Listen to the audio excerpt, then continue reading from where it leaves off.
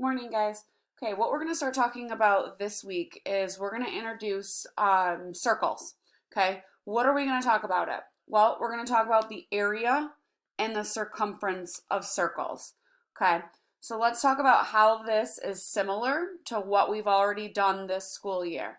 We've already found area and perimeter of many rectangles, squares, triangles this year.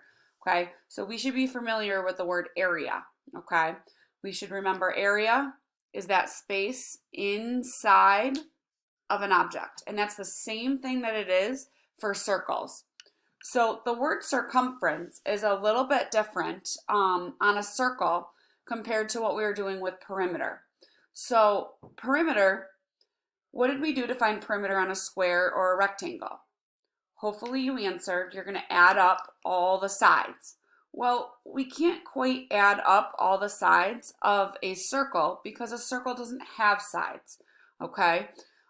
So what they do is they call this the circumference. The circumference is the distance around the circle.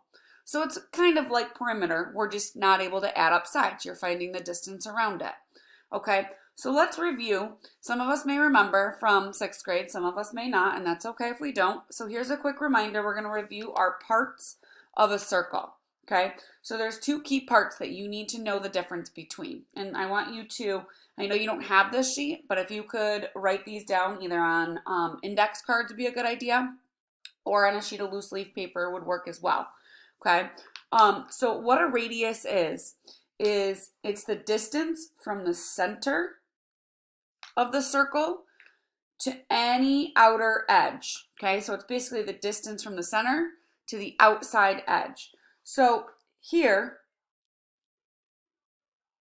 is a radius. Okay, there's actually two other radiuses on this circle if you can find them. We label radius with a lowercase r. There's a radius from the center going to the outside right here. There's also a radius from the center going to the outside in the other direction, okay? So on your index card or on your piece of paper, the radius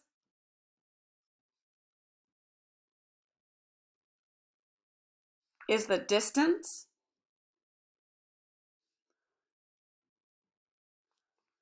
from the center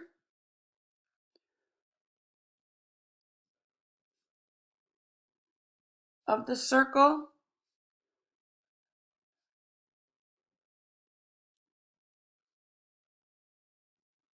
to the outside edge, okay?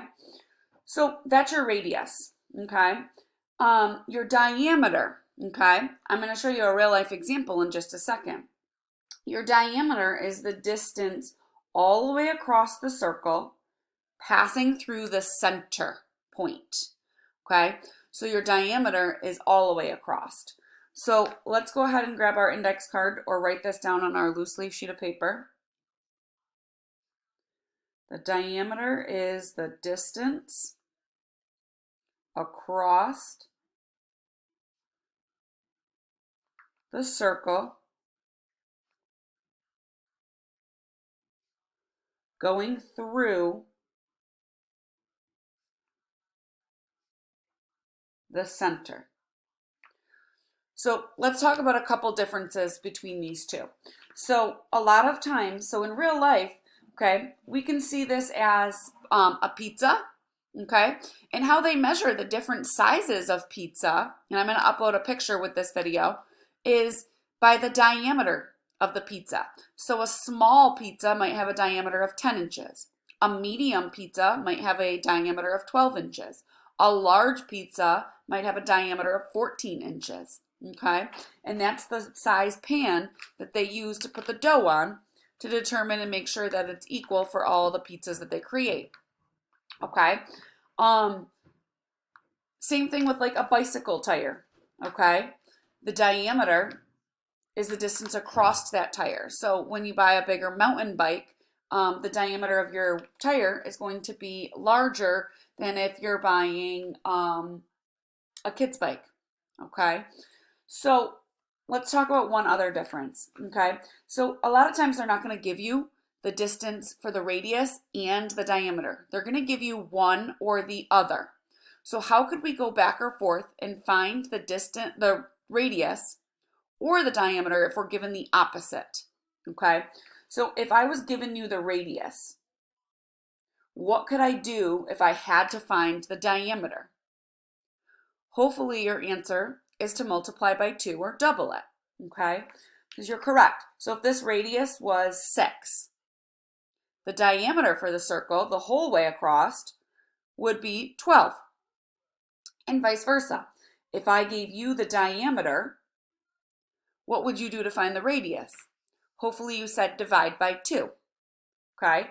Or you could multiply by 1/2. Remember, dividing by 2 is the same as multiplying by 1/2, okay? So if I give you one, you can find the other relatively quickly. So for example, if the diameter of this circle is 14, what would you do to find the radius? Divide by 2 or multiply by 1/2. So what's half of 14, or what's 14 divided by 2? 7. Your radius would be 7 if that was the case.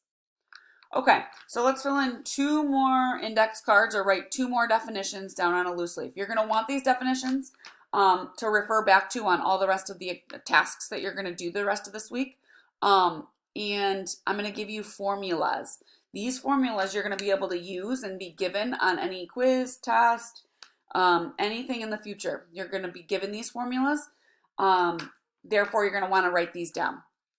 So let's just review and write down what we talked about earlier with circumference. Circumference, remember, is kind of like our perimeter, okay? The distance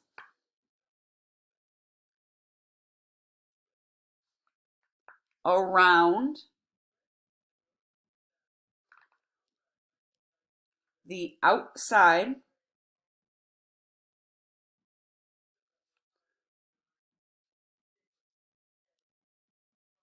of a circle. So how do we find the circumference, okay? You're going to be using a formula. And it's kind of nice because you're going to use this and plug numbers into it, and you just solve by using your calculator, okay? Which I'll show you in just a second. So the formula, there's 2 formulas, and I'm going to talk about why we could use either one, all right?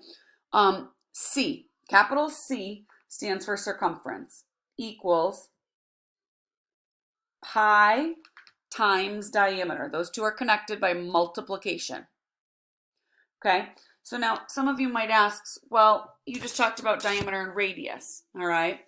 Well, that's why how many radiuses make up a diameter? If you said 2, you're correct. 2 radiuses make up 1 whole diameter across the circle, right?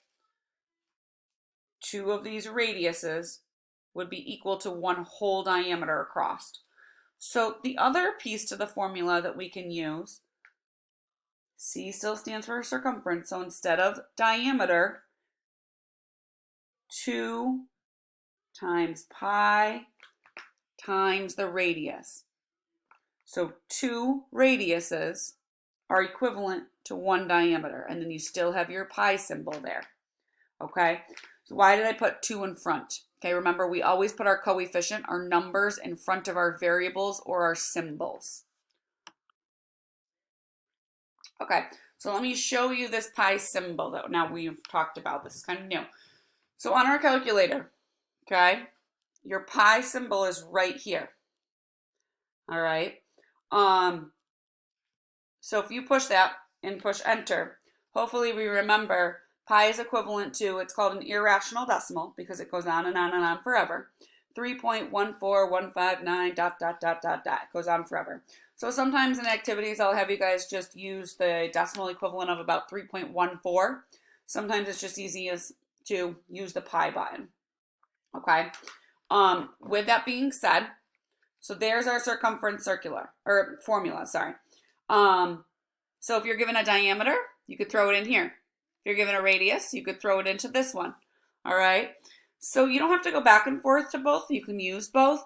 If you're given a radius and you need a diameter, you guys know if you're given a radius and you need a diameter, you would just multiply your radius by 2 and then you could plug it in.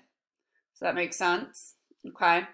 So area, we talked about this one. This one's pretty easy. We should be pretty good at area by now. That's the space So grab your card or write this on your loose leaf, whichever you're doing. That's the space inside of a circle. And how you answer area is in square units. So whatever the units might be, inches squared, centimeters squared. Remember, area is always squared because it's two-dimensional. So you multiply two dimensions. You multiply length times width in rectangles. Okay? Here you're multiplying your radius times your radius. And that's our formula. So area is represented with a capital A equals pi, that pesky decimal, 3.14159, ... times your radius squared. So remember, squared is raised to the second power. That means radius times radius. Okay, so let me quickly show you on your calculator. So we'll do an example. If my radius is 3, what would the area be?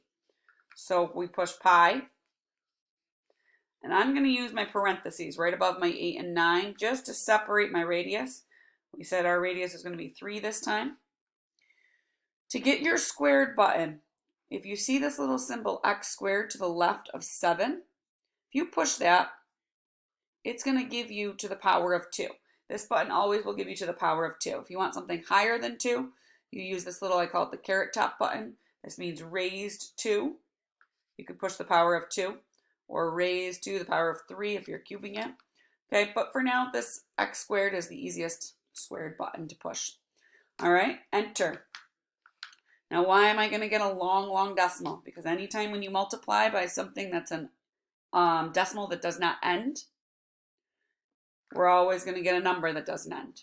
Okay, so my decimal, or my equivalent here, if I rounded to the nearest tenth, would be 28.3, because the 7 behind it would bump that up to a 3. Okay, so my area, if that was the case, would be 28.3. If it was centimeters squared. Okay, so with that being said, okay, you're going to want to refer back to this. You're going to want to refer back to this diagram. Okay, I would definitely get these down. I would maybe make 5 index cards if you have some extra index cards laying around the house. Okay, make one with your diagram, labeling it. The other thing I want to label on your diagram here is circumference.